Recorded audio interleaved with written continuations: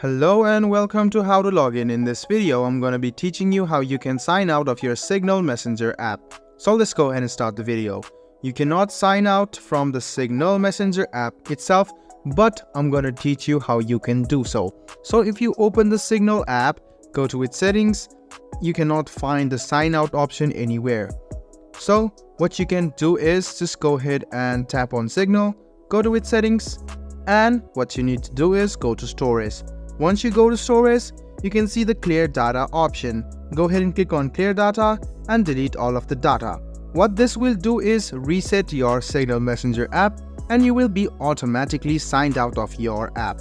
Let me show it to this process once again. Go ahead and find Signal, tap on it and go to its settings. After you go to its settings, what you need to do is click on storage. Now you can see the delete data or clear data. Go ahead and click on it and click on delete.